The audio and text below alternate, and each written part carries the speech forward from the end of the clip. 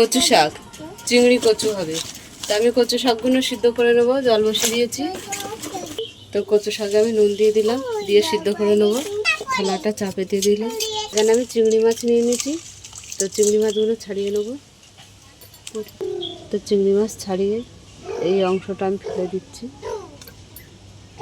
তো চিংড়ি মাছগুলো এইভাবে আমি কেটে নেবো।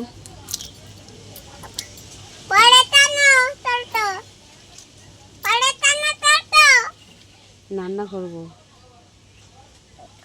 আজকের হবে কচু শাক চিংড়ি। খাবো,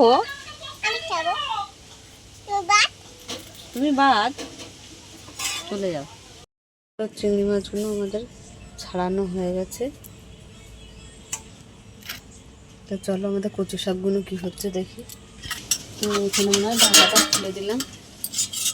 তো কচু শাকটা কতটা কমে গেছে, আর একটু সিদ্ধ হবে। এখানে ছোলাগুলো আমি দিয়ে দিচ্ছি, ছোলাগুলো সিদ্ধ হয়ে যাবে। তো আবার চাপা দিয়ে দিলাম।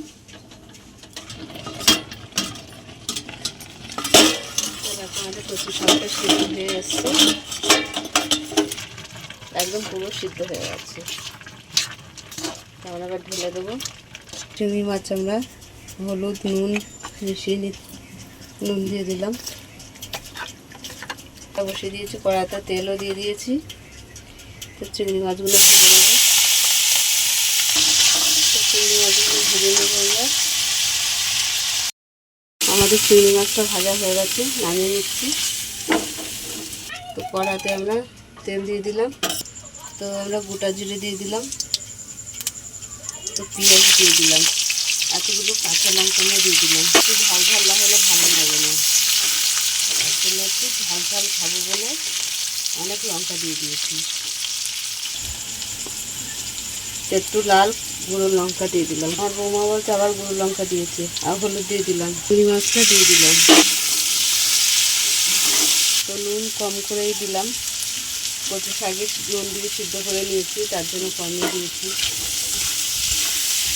তো কচু শাকটা আমি দিয়ে দিলাম। ছোলাগুলোও সিদ্ধ হয়ে গেছে।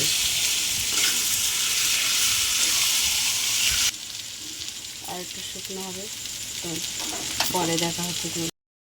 আমাদের কচু শাকটা প্রায় হয়ে এসছে, নামিয়ে নেব। কচু শাক চিংড়ি হয়ে গেছে, নামিয়ে নিলাম। চিংড়ি কচু হয়ে গেছে, চিংড়ি কচু শাক। তোমাদের কেমন লাগলো বলো, ভালো লাগলে লাইক করে দেবে, শেয়ার করে দেবে, কমেন্ট করে দেবে, সাবস্ক্রাইব করে আমাদের পাশে থাকবেন। আর ভিডিওটা অবশ্যই আপনারা দেখবেন। টাটা।